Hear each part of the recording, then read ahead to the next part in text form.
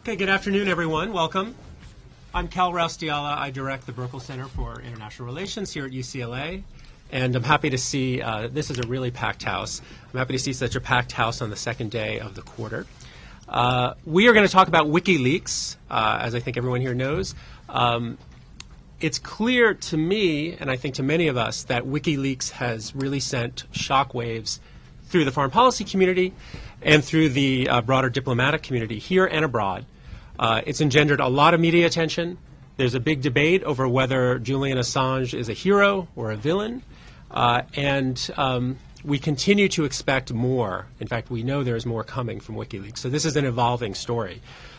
What's less clear, I believe, is what the significance of WikiLeaks really is for American foreign policy and for the conduct of world politics generally. And that's what we're here to talk about today, to discuss the implications, the broader implications of WikiLeaks, and to put it in some perspective and some context. For example, Secretary of Defense Robert Gates called the consequences for American foreign policy of WikiLeaks modest. Can you speak closer to the... Yeah. The mic is not amplified. It's just for C-SPAN purposes, but I will try to speak up. So if you're wondering why you're not hearing it more loudly, that's why. By contrast, Congressman Peter King of New York called WikiLeaks a terrorist organization and a clear and present danger to the United States. So even within the U.S. government, there's a wide variety of views about how serious this is, what it really means, and what the implications are. So we're going to sort through that today, hopefully, or at least take a first stab at sorting through it. And we've invited three experts to talk about it. Let me also mention that today is the first of two sessions we're going to do on this topic. So on January 20th, we're going to do another session. Date is known, time and location to be determined. But it will feature Jeff Cowan. Jeff is the former dean of the Annenberg School of Communications at USC and also the former director of the Voice of America. And alongside him will be Derek Shearer, who's a Chevalier professor at Occidental College and former U.S. ambassador to Finland. We're going to talk more about the public diplomacy aspects of this debate at that second session. So let me now introduce today's speakers and talk about our format. Each is going to say a few opening words, about 5 minutes or so. I'm going to pose some questions. We're going to have a little bit of a conversation. Then we're going to open it up for questions. When we open it up, there is a microphone. You have to talk into the microphone. Again, not an amplified microphone, but for recording purposes. So please wait for the microphone, and please keep your questions clear, concise, and on point. Again, this is going to be broadcast on C-SPAN, so we don't want to have long, rambling questions. We want to make sure we can have a real dialogue. So again, please wait for the microphone, most importantly. So to my right is DALIA DASSA KAYE. DALIA is a senior political scientist at RAND and most recently was associate director of the RAND Center for Middle East Public Policy. She's written extensively about the Arab-Israeli peace process, Iran, Iraq, and broader issues in the region. DALIA will actually speak second. First speaker will be Amy Ziegart to my left. My colleague here, she's a professor at the UCLA School of Public Affairs, a research fellow at the Hoover Institution, and also a faculty fellow here at the Burkle Center. Amy is a former NSC National Security Council staffer and a leading expert on intelligence and national security. And to Amy's left is my colleague Rob Traeger of the Political Science Department. Rob's an assistant professor there and an expert on the role of signals and diplomacy in international relations. So we have three speakers on three broadly different aspects of this WikiLeaks debate. And again, we're going to run for, I'm guessing, 20, 30 minutes amongst us and then turn it over to you for questions. So, Amy.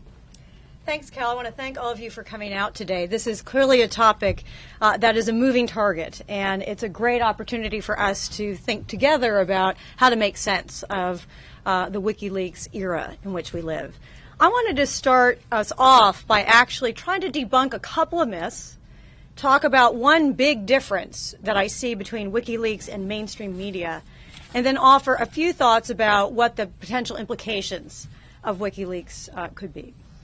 Myth number one, which I think is really important and often overlooked in the coverage of WikiLeaks, is the idea that these documents that have been released are facts. Documents are not facts. Al Carnesale, our colleague, former chancellor of UCLA, has this wonderful saying. He says that a cable or a memo is one person's perspective, and it's usually designed to do three things: advocate a particular position, report information, and make the author look smart, not necessarily in that order. Right. So a cable, for example, hypothetically that says a U.S. government official has met with a foreign official, and that foreign official believes that the U.S. should attack a third country, say call it country X, does not mean that that foreign official's government actually holds the position that the United States should attack country X. Now, it could be that that's the case, but it could be that that is actually the minority view in the foreign government, and the official is trying to convince the United States that, in fact, it's the majority view and not the minority view. Maybe the foreign official is posturing to get something from the United States. Maybe the U.S. official misunderstood the conversation. Maybe the U.S. official had his or her own agenda and is reporting this particular meeting and omitting other meetings that don't serve that foreign policy agenda. Or maybe the entire cable has been overtaken by events. Things have changed, and actually that conversation is so outdated that it is not the position of that foreign official anymore, that the U.S. should attack country X. So we need to be, I think, very cautious and very careful, even of press reporting of WikiLeaks documents, and not treat these things as ironclad facts. They are not. So that's myth number one. And I think that the upshot here is that in some ways the WikiLeaks data dump actually obscures some realities of U.S. foreign policy making as much as many people believe it clarifies those realities. So some caution in how we deal with these kinds of documents. Myth number two, I think, which is really propagated by Julian Assange and WikiLeaks, is that secrecy is always bad and transparency is always good. Now, I'm a researcher that writes and publishes open source information about the intelligence community. So I'm a big fan of transparency and openness in government. I have a really great First Amendment lawyer, and I work very hard because I think it's important to try to make public some of the critical deficiencies of our secret agencies. But that said, there is a limit to transparency. There is a careful balancing that has to be done between the interests of protecting information to guard national security and the interest of making that information known to promote the public interest or to promote transparency. Secrecy, in fact, has been used since the earliest days of the Republic. George Washington was a great spy master. He favored invisible ink. He ran his own spies. He got the first secret funds authorized by Congress when he was president, and secrecy has been a part of the American government since our earliest days. But I think that there's a sense, and WikiLeaks is tapping into this, in American culture, that we are skeptical, and rightly so, of secrecy in a democratic system. Harry Truman himself was very worried when he thought about creating the Central Intelligence Agency about the possibility of creating an American Gestapo. He had Nazi Germany in mind. And so we are naturally in our DNA wary of secrecy in a democratic society, and I think it's that wariness that WikiLeaks is tapping into. Which leads me now to the big difference, I think, between WikiLeaks and mainstream media. And this is a policy matter, not a legal matter. I can't speak to the particular legal issues. But in my view, when you think about the New York Times or the Washington Post, traditional mainstream media, they are owned by Americans who explicitly consider the balancing between keeping something secret and publishing it in the newspaper for everyone to see. And they take that responsibility quite seriously.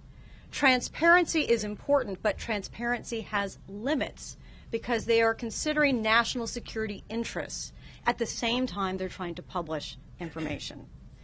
WikiLeaks, by contrast, is run by an Australian who considers himself more of an anarchist. His interest is in exposing the United States.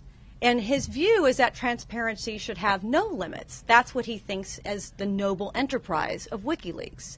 There is no balancing, or very little balancing, in what WikiLeaks is doing, to think about what is in the interest of American national security to reveal or to withhold. Just to give you some historical example, as many of you know, in the Cuban Missile Crisis in 1962, the Washington Post and the New York Times got wind that something was afoot in Cuba. And Kennedy's White House asked both papers to hold publication of any information about what was happening on the island of Cuba for those critical 13 days, so that the president and his closest advisors could deliberate in secret. And I think it's fair to say that the historical consensus is that those 13 days led to a much better decision-making process and outcome than had that information been made public and Kennedy been forced to act in the first few days of the crisis. And in fact, the transcripts show that if Kennedy had been forced to make a decision on the first day, the consensus was leaning toward the side of an airstrike, which could have much more likely triggered thermonuclear war than the blockade that he ultimately chose. So there's a pretty long history of balancing national security interests and transparency among the mainstream media. I don't see that in the WikiLeaks case. Let me turn to a few implications. I think to a great extent, we don't know yet how much potential harm there is from the release of these hundreds of thousands of documents. My co-panelists here may disagree with me. As Cal mentioned at the outset, the Obama administration itself is divided about how serious this WikiLeaks business is, with Secretary Clinton arguing that it's quite serious indeed, and Secretary Gates arguing that it's not such a big deal after all, and that countries will negotiate with us because it's in their interests to negotiate with us, whether or not they think it will be the secrecy will be maintained. So I think there's a real, it's too soon to tell in many respects. As we know, the CIA has actually created a task force to assess what the potential implications of the WikiLeaks releases could be. And it has the unfortunate acronym of the WTF task force, to assess implications. You can't make that stuff up. But I will say that in the immediate term, it appears that the Obama administration's reaction may be the most damaging aspect of the WikiLeaks episode so far in the near term. And I say that for a couple of reasons. The first is that the possible prosecution of Assange under the Espionage Act does open the door to prosecuting other journalists, and that raises all sorts of other concerns. The second, and the area that's much more in my lane, is the implications for intelligence. We have spent 10 years almost since 9/11 moving the intelligence community from a culture that prizes need to know, right, that hoards information, that doesn't like to share, and move that intelligence community to a culture that prizes need to share, right, responsibility to share. And already we can see a tamping down of sharing of information and a concern that maybe the pendulum has swung too far and that maybe the old days of hoarding and protection are where we need to go back to. And obviously, to some extent, that is true. There need to be much greater security provisions put in place, that the risk of actually having information get out that's classified is a non-trivial matter. But there is a real danger that we will undo many of the good steps that have been taken, very difficult steps taken to try to improve information sharing across our 17 agency-wide intelligence community. And finally, I think if you can tell by the U.S. government response, one part of which was to shut down Air Force access, at least as reported by the press, to news websites, and to recommend that those who seek government careers not link to documents online, that our classification system itself is in great need of repair. That the idea that you can have an Air Force that is not allowed access to information that is in the public domain, so that a first-year undergraduate has better information, better intelligence about what's available than somebody in our U.S. Air Force, tells you that our classification system is a 20th century classification system in a 21st century world. Thank you, Amy. Terrific. Dalia? Okay, well, thank you, Cal, for including me as the only non-UCLA participant, and it's been a while since I've given a talk in a room with students sitting on the floor, so thank you so much for indulging us. I'm actually going to shift the focus a little bit more narrowly to the topic of the implications for U.S. Middle East policy.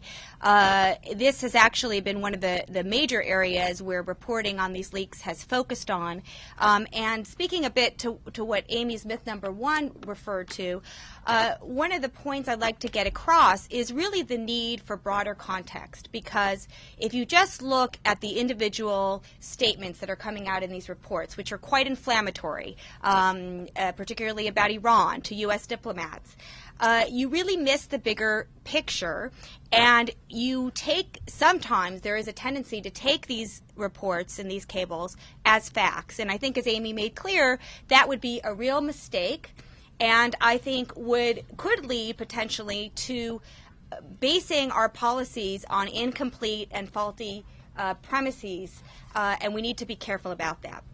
So what I want to do is really talk about two things. One, the most misleading, I think, narrative that's come out of these reports, and secondly, the damage that this has done to U.S. diplomacy in the region. And I think it has been significantly has undermined U.S. interests.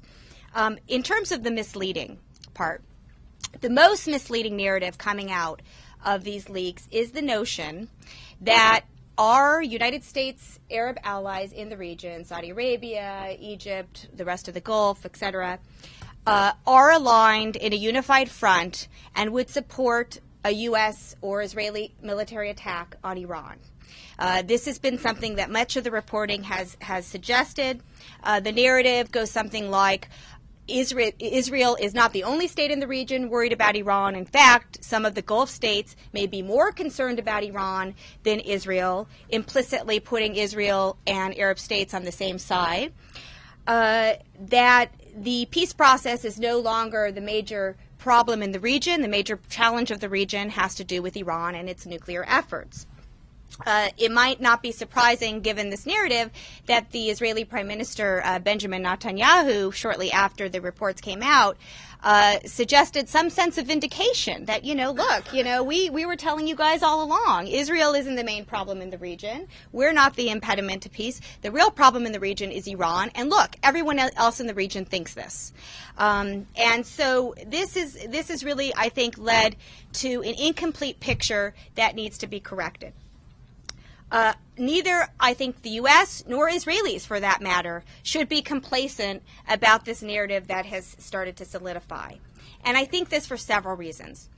First, what Arab diplomats may say, especially to U.S. officials in closed rooms, is not always what these countries are going to do when push comes to shove. And it is true, absolutely true, I'm not trying to deny, that Arab states are incredibly, Sunni Arab states, not Iraq, but the majority of the region, are incredibly alarmed and worried about Iran and its infiltration in the region. They're worried not just, in fact, almost less about the Iranian nuclear threat per se, because they don't look at this as a military threat. They look at Iran as an ideological threat, as a power that is challenging their legitimacy, their influence, their support to groups like Hamas and Hezbollah, which have great, which resonate with populations in the region, who try to undermine the credibility and legitimacy of ruling regimes in the region. This is really viewed as the major threat of Iran. And since the 2003 Iraq War, the way Arabs look at it is that Iran has been the big winner. They are now not just a dominant player in their neighbor Iraq, which is their natural sphere of influence, but their reach and influence expands all the way to the Eastern Mediterranean, to the Levant, to Gaza, to Lebanon. This is a real concern for regional countries. So I'm not trying to deny that these countries are worried about this challenge. What I'm suggesting, though, is that this picture is much more nuanced. These countries do not view Iran in similar ways. Views about Iran vary not just across the region, and even within the Gulf itself, for that matter, where you have states like Saudi Arabia and Bahrain with sizable, if not majority, Shia populations, much more concerned about Iran than other smaller Gulf states like Oman, who have quite significant and extensive political, cultural, and economic ties with the Iranian regime. So you have variation not just among governments, but also between governments and people. I think this relates a little bit to what Amy discussed about only getting the official view. You don't get the perspective of how the majority of people in this region and how the media in this region is reporting this issue. And it's a very different picture than the kind of reports that we might be reading in the New York Times about this issue. So there's great variety in terms of the response toward Iran. There has never been a unified Arab front against Iran, and I would venture to predict, and I don't do predictions much, that there never will be a unified Arab front against Iran. So if the United States bases its policies in the region on this premise, we're going to be in trouble. Two, I think it's absolutely true that many Arab regimes in particular have great dislike of Iran, as I made clear, not just because of traditional Arab-Persian divides which are long-standing, but because of these very troublesome actions the Iranians have been engaging in, particularly over the last decades. But just because they don't like Iran doesn't mean they like us, and doesn't mean that they're going to line up behind U.S. policies in lockstep with us. So I think that's another point of caution that we need to draw from this episode. It's also important to remember that there is tremendous resentment of the United States and its policies in the region. President Obama or no President Obama, public opinion ratings went slightly up. You know, there was some optimism when he first came to office that this would reverse course in U.S. policy. But essentially, if you look at regional polling, if you look at surveys, the anti-American sentiment is as strong as, if not stronger than ever, because now hopes have been completely dashed, and there's just great disappointment with U.S. policy in the region, and a real sense of frustration that really nothing will ever change. That is kind of the broader mass sentiment in this region. So I think we can't underestimate that factor in how the region ultimately will respond to Iran, including its leaders. And finally, just because Iran and Israel are on the same side in terms of their concerns about Iran, in some sense, although not completely, doesn't mean the Arab-Israeli conflict is no longer an issue. We should not be taking this lesson out of this episode, which is what some people have started to suggest. It's true that in conversations that some Arab leaders may have, especially with American diplomats and officials, the focus is often going to be about Iran.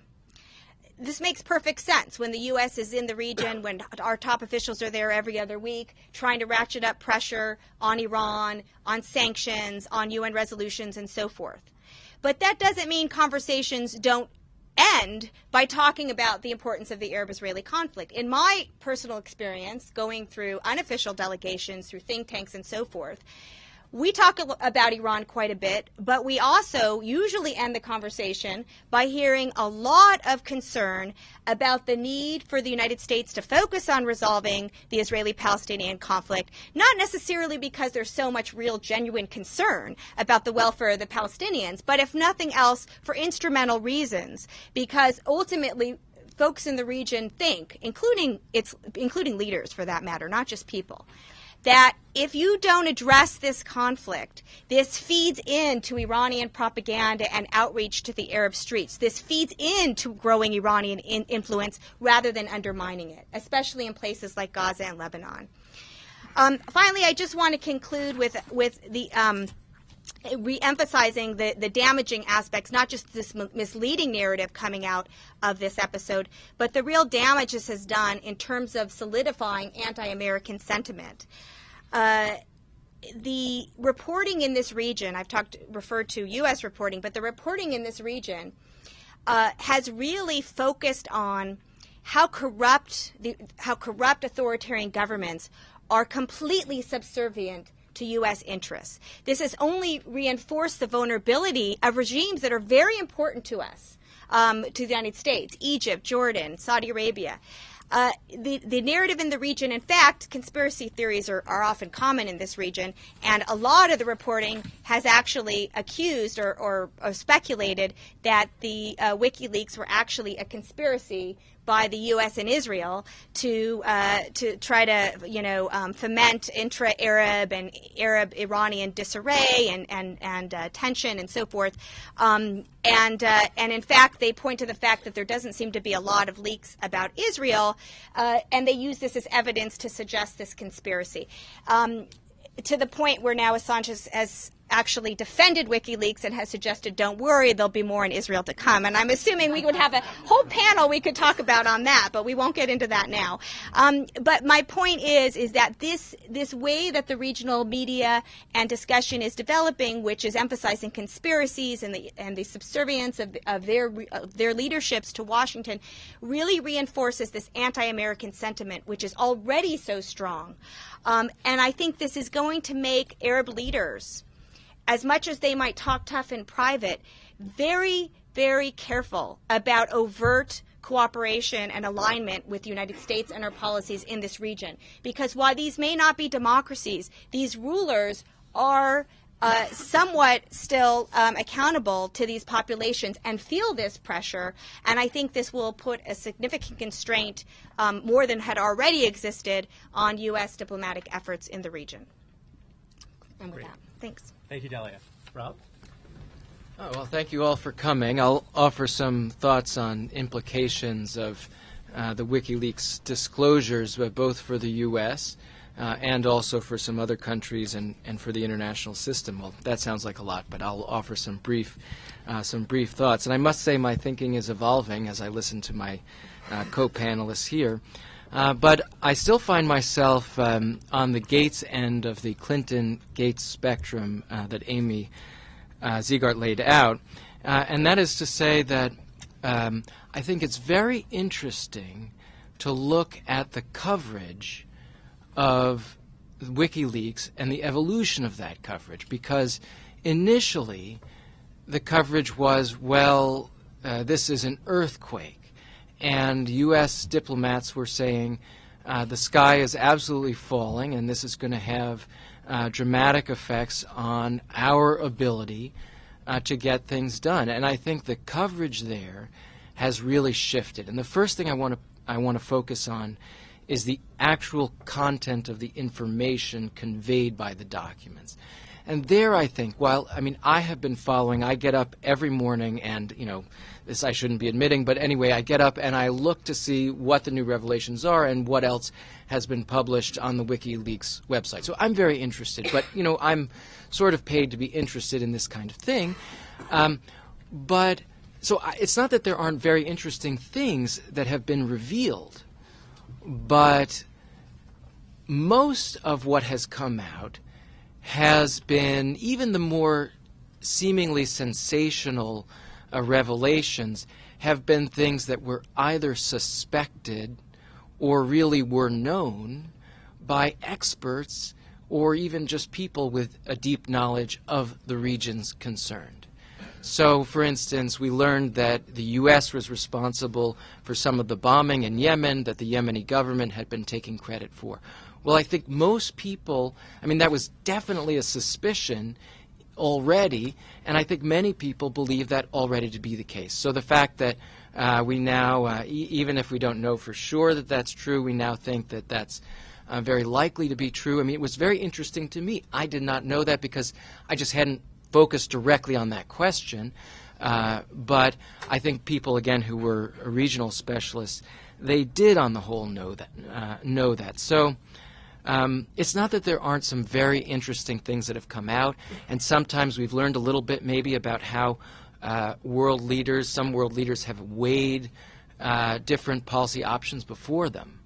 So we might have not exactly realized, and we still don't exactly know, but maybe we know a little bit more about how Saudi Arabia, for instance, weighs some of the policy options before it than we used to know. But it's not a sea change.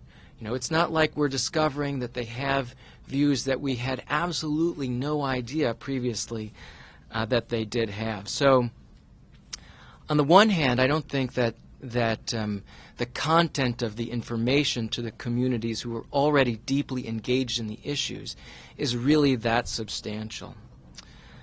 On the other hand, I think there have been some positive aspects in terms of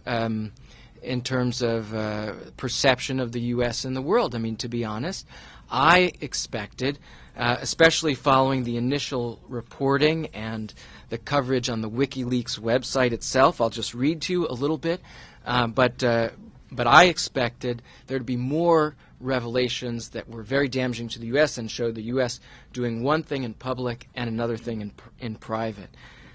So, for instance, on the WikiLeaks website, it says the following: the cables show the extent of U.S. spying on its allies and the UN, turning a blind eye to corruption and human rights abuse in client states, backroom deals with supposedly neutral countries, lobbying for U.S. corporations, and the measures U.S. diplomats take to advance those who have access to them.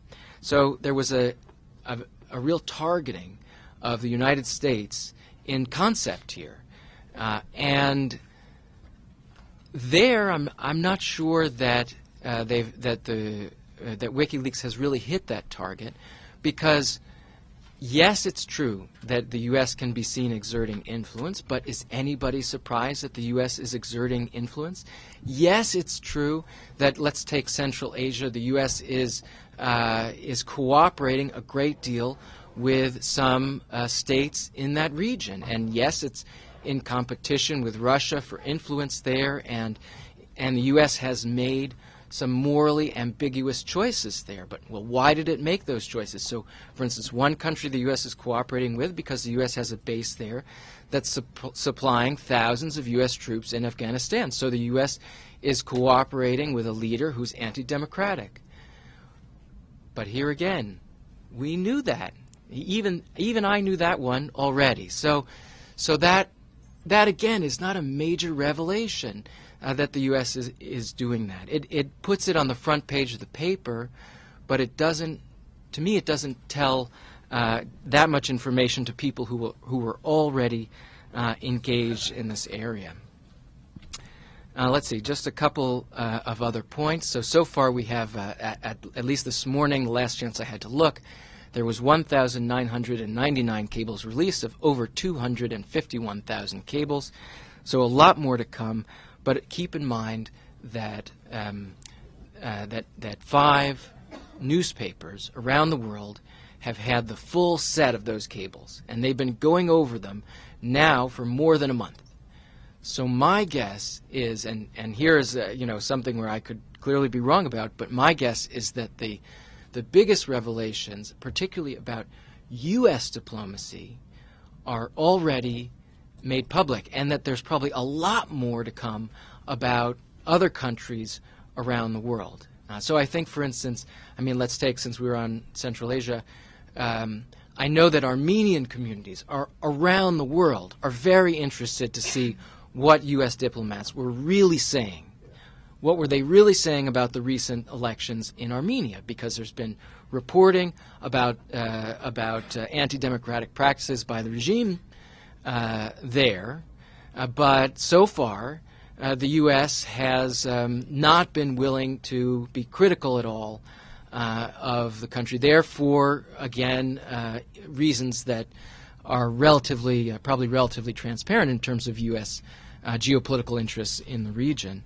But that will be huge news for Armenian communities who are trying to galvanize world opinion, in some cases for one cause or another. So that's just one example, but I'm expecting many, many more revelations that will be very important to many other countries around the world, which in a sense isn't that surprising, because these are cables that are being sent back in large part by U.S. ambassadors and other staff in other places. Some of the cables by U.S. From U.S. Secretary of State in Washington, but a lot of it is their observations about what they see elsewhere. So it's not that surprising that many of the most dramatic revelations are really about the U.S. views on other places, and not really so much about what the U.S. itself is doing. That's not. There's also some interesting cables that come from the U.S. that are action requests, many of those actually as well. All right. So that's a little bit about the impact of the specific information that was disclosed. If leaks like this were to become the norm, I think there would be some very significant implications. I think there would be less transparency within the government because, as the other panelists have mentioned, there would be less ability to share information within the government, and all information would be a bit more on lockdown.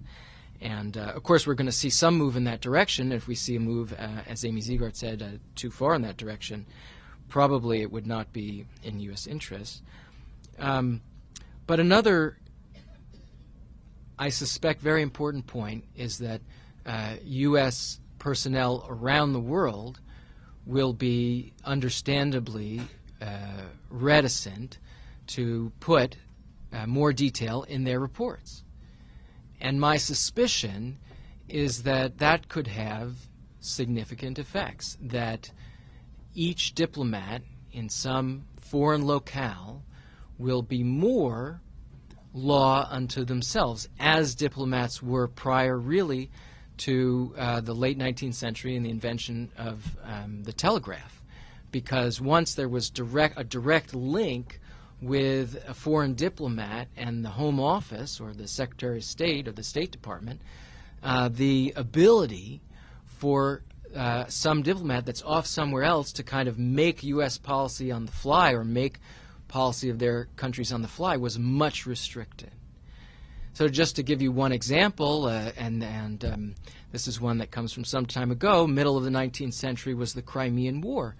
Well, of course, it's a very complex event, and there are many sources of it, but I think most historians would say that one source was a British diplomat named Stratford Canning. Stratford Canning was out there, and he had a particular view about what the British should do vis-a-vis Russia. He thought Russia should be dealt a setback, and basically he was there in Istanbul encouraging Turkey to be resistant to Russian demands in order to precipitate a war, and he was very clear on that.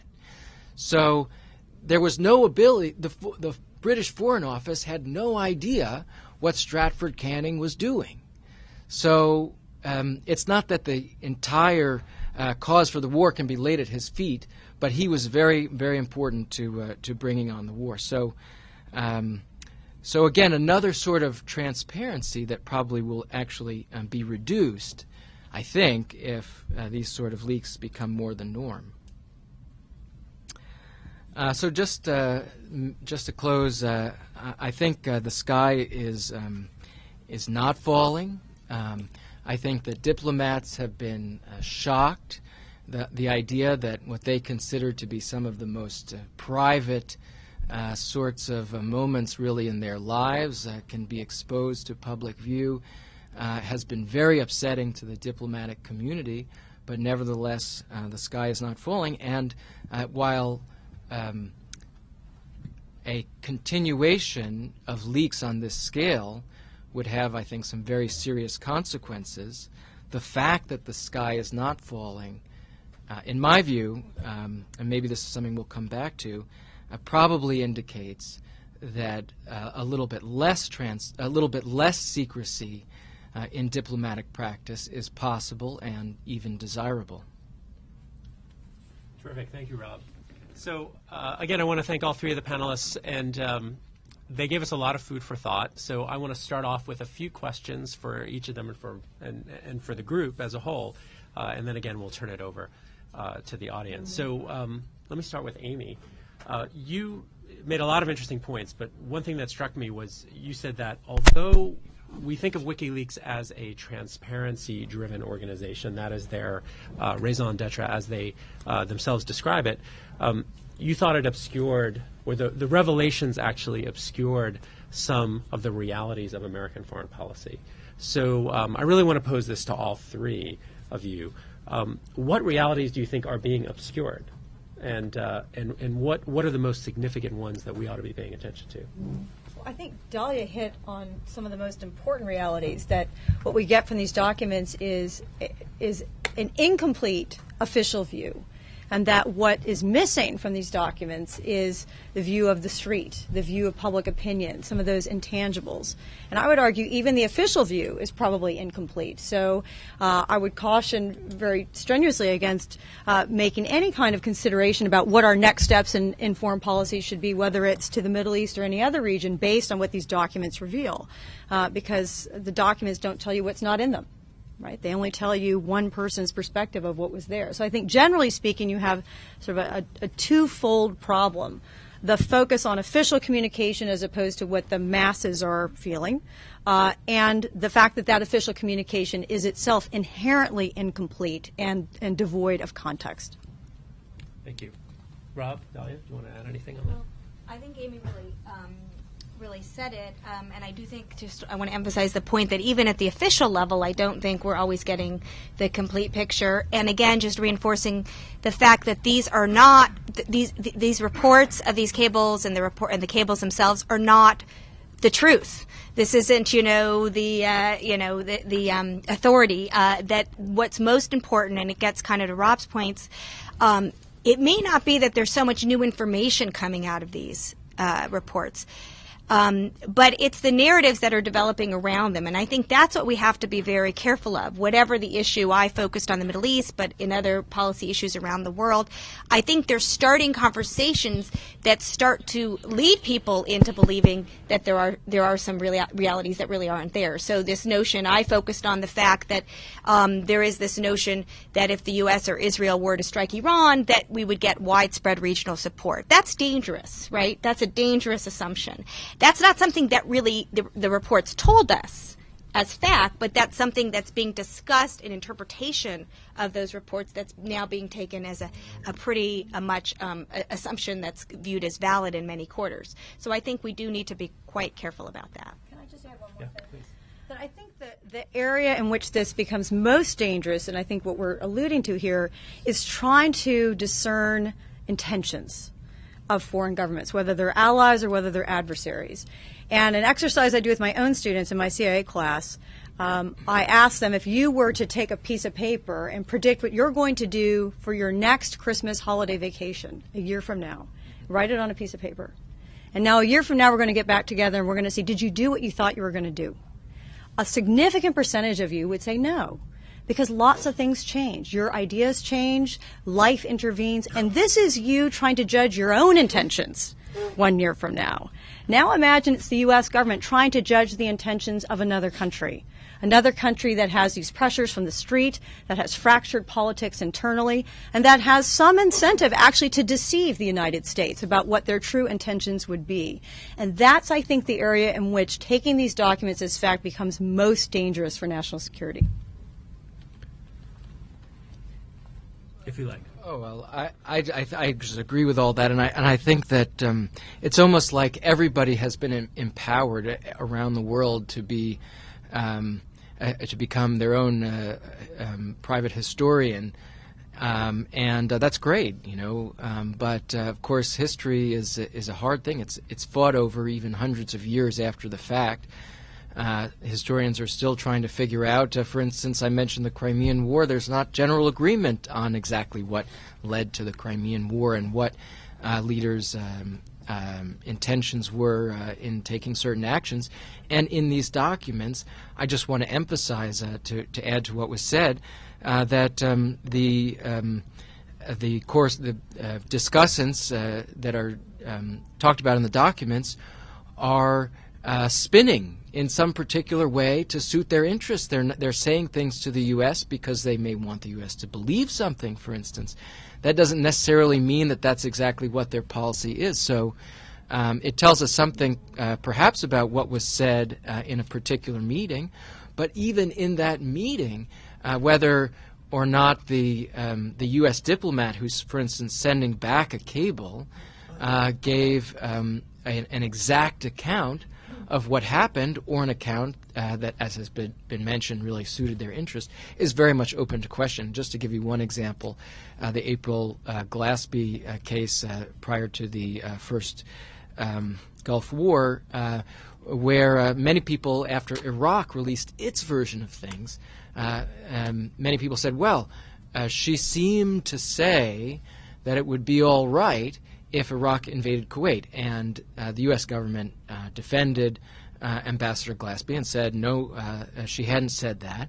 And now with WikiLeaks, just a couple of days ago, we saw finally, because it had never before been released, the U.S. side of that conversation, and we can see that the two sides do not exactly match. So do they not match because the U.S. side is right and the Iraqi side is wrong, or do they not match because one side was spinning in one way and the other side was spinning in the other way? We still don't know. Great, thank you. One of the things that struck me listening, especially to Dalia and to Rob, was that a lot of the coverage on WikiLeaks focuses on the implications between governments. We've talked a lot about diplomat to diplomat, official to official. But it actually sounds like maybe the most important action is more at the level of domestic politics and what the implications are for domestic publics and how they think about foreign policy. So I just want to ask you to reflect on that a little bit more. So I think everything that Rob, you just said is true. I mean, in fact, you could ask my wife and I to recount a debate the next day, and you would get very different views. So that's the nature of communication. People are going to disagree about what happened. But it also seems true that in some ways WikiLeaks is like a microcosm of the Internet in general, where there's just a flood of information. A lot of it is untrue. A lot of it is true. Discerning between the two is very, very difficult, and we look for guidance on that. But of course, the public in general is not so sophisticated about discerning. They're just sort of reading things, and so they're reacting. So I'm curious about how those reactions are going to shape the conduct of diplomacy by the United States in years to come. So, Dalia, do you want to opine on that? Well, there have been a couple immediate effects. I think some more symbolic than anything else. For example, the President of Yemen refused to meet the Assistant Secretary of State for Near East Affairs recently because of these leaks. I think that a lot of this is posturing. Again, the officials are being cautious. They don't want to publicly portray themselves as being so subservient to Washington. I think these will fade, but I think, as you said, the deeper effects will be at the broader level among populations.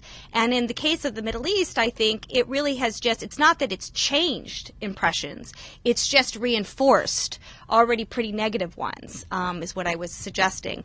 And this is not a good thing for U.S. diplomacy. I think, the U.S. is making an effort to do a lot of things that try to present an image of the United States acting in the region in a way that isn't just propping up governments. We're not, these large arms sales don't help that perception, but there is a lot of financial aid, development assistance. There's a lot of recognition among American diplomats that the people in this region really look at these kinds of episodes as America just dealing with these very corrupt, illegitimate leaderships, and they're forgetting about the people's interest. And so there's been an effort to try to counter that. And I know you're going to have a session on public diplomacy, and we need a lot of work in that area. And this is a tough region to do it. So I think that these WikiLeaks have really undermined those efforts to the extent that they were getting traction, and I think they were not getting much traction, but to the extent that they were attempted, I think this really undermines efforts of the United States and its diplomats to present the United States as being a force for good, that we're actually we care about the welfare of people, we care about developing society, we care about the youth bulge and employment issues and social issues, and really reinforces the narrative that we're propping up these really horrible regimes that are abusive, corrupt, illegitimate, and really neglect their people. And so I think, again, I see a net loss, not that, again, supporting Rob's point, not that there's anything new, but it's reinforcing very negative trends that were already there. Rob, I want to ask you about that too, but part of it is you pointed out, and I agree, that specialists knew or suspected a lot of what's in these leaks. But again, that's not the case for a broader public. They weren't following the story necessarily before. So that does seem to undercut a bit of the argument that you, channeling Secretary Gates, made that this is really not, these are modest, not so significant. Yes, not so significant for some, maybe more significant for others. So how do you react to that? No, I agree with that. Actually, I meant to sort of limit it more narrowly on just implications in terms of what we've learned about what the U.S. is doing around the world and that sort of thing. But again, and I think I do also want to emphasize, in fact, that I think the implications for maybe domestic politics other places are really are quite extreme. I mean, what some publics have now understood about what their own leaders are doing is to them certainly news and likely to change politics in many countries around the world. And just to get to your point in terms of what that means for U.S. diplomacy, there I just see it going in sort of many directions at once. I think that some areas of cooperation where other countries were cooperating with the U.S. And now, and they were willing to do that, but not willing to do it in a public way. What was it Bismarck said about France in the 19th century? That France likes me, but she's not willing to go out in public with me. So it's it's a bit that way for the United States. And now that these closed-door dealings have been revealed, I think some of those areas of cooperation will probably end. At the same time, I think it's not entirely unlikely that in some cases it will be harder for leaders to very cynically take sort of anti-U.S. positions in public when in private they clearly are dealing very directly with the United States. And that's, again, not entirely a bad thing for U.S. diplomacy and for U.S. public diplomacy, for that matter. That's just to see some silver lining. It's not to say that there aren't some very negative impressions that have also been reinforced. Amy, do you want to weigh in on that issue? I'll pass on that one. Okay, good. So we have time for a few questions from the audience. Again, we have a handheld microphone, so please raise your hands, and then let me bring the microphone over. So let's start off in the very back. Keep your hand up there in the back. Perfect. Hi, thank you so much for this really interesting event. Let me just remind you that mic is not actually amplified, so you need to speak as if you don't have a mic, but yet talk into the mic.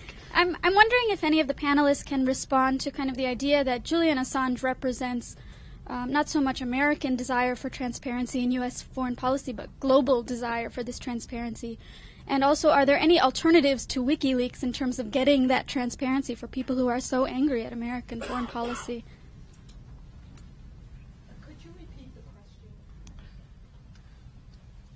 My question is about the idea that Julian Assange doesn't represent U.S. desire, American desire for more transparency, but a global desire for transparency in American foreign policy. And I wanted the panelists to say if they have any ideas about how, if there could be an alternative to WikiLeaks to provide that kind of transparency to the rest of the world.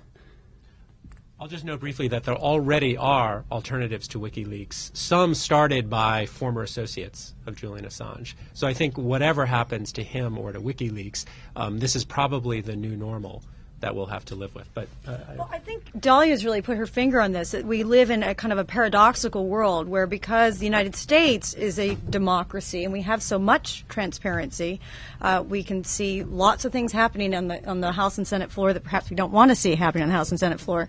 That the domestic political ramifications of WikiLeaks do not appear to be terribly huge for us. But the paradox is that in states that are not democratic, the potential for the WikiLeaks effects is much greater for their domestic politics, right? So if you're not an elected leader in the Middle East, you're really worried about your vulnerability, as Dalia knows better than anybody, because of this pressure from the street. In some ways, you're more worried about the street because you're not legitimately elected than if you were legitimately elected. So I think that's the fundamental paradox to your point about global transparency, not so much in U.S. domestic politics, but certainly in other countries. And I would just add, on the domestic front, it's not just the street that's a concern, but opposition groups who are already utilizing this political football as a way to counter and delegitimize some of the ruling leaderships. I don't want to get into specifics, but in cases of Gaza and the Fatah and Hamas divide, this is already being utilized. In Lebanon, this is being utilized.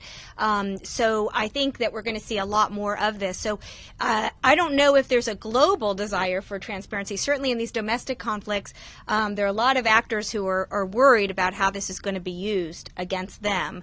But I do think Amy's right that it will have probably a bigger effect in some of these countries than in our own country. Well, I guess I think, unfortunately, there's a need for some secrecy in diplomacy. I mean, unless we sort of alter the system of states in totally radical fashion, states have an interest in some secrecy, and in many cases, secrecy serves the side of peace between nations. I mean, I can list many, many examples of that for you. So I think we're going to have secrecy, and since we do have secrecy, we're going to have conspiracy theories. You're never going to get away from that. So I really don't think there's anything to be done about that. On the other hand, however, I think that, again, these leaks have shown us, in my view, that we can have some more transparency. In fact, I think in many cases, basically we've had quite a lot of transparency, and some conspiracy theories one can find quite a lot of evidence against in these cables. That's not to say that that's going to end the conspiracy theories, but there's a lot of evidence there. For instance, take the U.S.-China relationship. Everything that I've seen in the cables has been the U.S. trying to establish as close as possible relations with China, even though they continue to have these differences in interests. So the theory that says, well, the U.S. is just trying to keep China down, well, there's no evidence for that in the cables. So, in all honesty, while the U.S. is not being entirely clear, but certainly, is not advertising some of its relations with autocratic governments, let's say, is not advertising those things, anybody who wants to know can already know to a large degree what's really going on there. So I don't think we'll get away from it. Probably the U.S. could do a little more than it's doing now, but I think if it did more, there would still be conspiracy theory. Great. Next question. So let's, I guess, the man in the green jacket there. Thank you. With your permission, I would like to move the debate a little bit to a broader aspect. You talked about journalism, and there's a lot of discussion overall about the decline of journalism, of newspapers. And it seems that in this case there is some kind of a shift where the journalists, the newspapers, the New York Times, the Guardian, the other journals are providing not reporting but analysis of data, because there's so much data that nobody actually read the data, everybody read the analysis. And I was wondering, how do you perceive the impact of WikiLeaks, and as Rob suggests, maybe there will be more leaks, as impacting the discipline of journalism and newspapers as a whole? That's an interesting question. Let me point out, Rob admitted to reading the cables himself directly, so he's not the only one. But let me suggest that you save that question for our next panel, because when we have Jeff Cowan in particular, he'll be very well suited to answer that. I don't want to cut off our panelists if they want to, but it's not, I think, our area of expertise. So if, with your agreement, we'll save that for next time. Others? Other question. Here in the middle, can you raise your hand a little higher and wait for the microphone? Thank you. I was wondering if this new world that we're living in is going to be the leaks are going to be a part of the normal culture in the world, then how likely is it for diplomats to adapt to this new world and start crafting leaks that they want to do that? Is that possible? Is that unethical? Is it responsible? What is the panel's thought on that? That's an excellent question. I think it's clear that it's possible and that it's already happening. But the other parts of your question, I certainly would like to hear others. The other parts of your questions I think are particularly interesting. Is it responsible? Is it ethical? I'd like to answer that.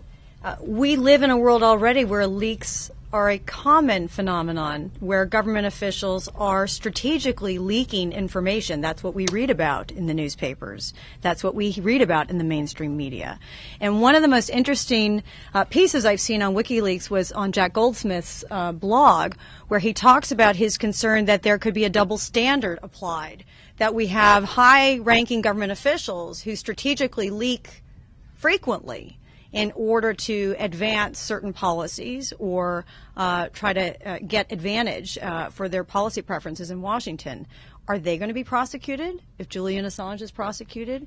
Is there going to be a double standard for someone like him or for a journalist compared to the leakers in government? If you're a higher level official, does that somehow make it okay? Whereas if you're a lower level military enlisted person, as Private Manning is, that's different. So these are really profound and important questions, and I don't think we have a sense of what the answers are. But I thought Jack's blog was really thought-provoking in terms of if you think about what you read in the newspapers today, you're talking about, and typical article will say something, I'm just making this up, that we're going to increase the rate of predator drone attacks in Afghanistan in the next 6 months as part of our strategy. Let's say hypothetically that's in the New York Times or the Washington Post or the LA Times. That's really important, right? That's information that in the ideal world the American government would not like our adversaries to know. In terms of immediate damage, what Goldsmith argues, a story like that is far more potentially damaging immediately to U.S. national security than old documents that are dumped on the internet by WikiLeaks. What do we do about that? Many people would argue we still need to know that information, but it does raise all sorts of questions, legal, political, moral, ethical, that we're just beginning to try to grapple with. Well, I really agree with, frankly, what Amy had said, so I'll give that one a pass and move on to other questions. Okay, I think we have time for one last question. It was at the end of our hour. So do you hear? Where's our microphone? Thank you. Oh, you have to keep going. Okay. Sorry. I was wondering if you believe that Julian Assange has dramatically underestimated the cynicism of the American public. As you mentioned, because we live in a 24-hour news cycle, and because there's so much information available to everyone on the internet, it's very difficult to discern fact from fiction. And with this large dump of information, I was wondering if we've sort of lost the ability to be outraged about anything anymore. Who wants to go first on that? Well, I think it's a good point. I don't know if there's much else to say. I guess I would say, it's a really interesting point. One of the surprising non-hits in the journalism world over the past year was the Top Secret America series that ran in the Washington Post, an extraordinary series about the rise of contracting in the intelligence world. It took lots and years of analysis. It was Dana Priest and William Arkin. And it was an incredible series. And yet what really struck people that I talked to in Washington about this series is how quickly it died. The fact that it didn't have legs, that people weren't up in arms about it. And to some extent, it's what Rob has been alluding to. Experts in the field had known about this for a long time. It was not news in the intelligence world that contractors had ballooned in both in number and in budgets, right? So this was not news. But it really, aside from actually being a major topic of conversation at the confirmation hearings of the Director of National Intelligence, it really didn't have a lot of legs. So perhaps we are harder to outrage today than we have been in the past. But, of course, it's unclear if that was his point, right? I mean, the point may have been, and, of course, we don't know the motives behind this man, but really to embarrass us globally, which is what we've been discussing, which is why the ramifications are so much greater abroad than they are here at home. Well, I think it was just exactly the right question to ask. I guess I just think that it's hard to be outraged at something that you know happens every day. You know, I'm a vegetarian. For moral reasons, It doesn't make sense to me that people eat meat, but I don't get outraged at my friends because they eat meat, because I know it's happening every day. So I guess that's sort of mostly how I feel about that. But on the other hand, could we have a U.S. foreign policy or other foreign policies? Could they be? Could they still advocate for their interests and take a moral component more into account? Yes, they could, and maybe there will be some specific areas where people can galvanize and apply pressure and say, hey, here's U.S. policy with respect to this country, and the U.S. didn't need to be quite so amoral in that case, and that would be great if that were to happen. I mean, just in terms of my personal reaction, often the sort of moralistic reactions can be overly simplistic, or at least don't take into account the real reasons why this policy was chosen in a particular case, and let's say the U.S. interests involved. But these documents may give people an opportunity to object in a more informed way. Well, I want to thank all three of our panelists. Unfortunately, we're at the end of our hour, actually a little bit past it. So please join me in thanking them for a terrific session.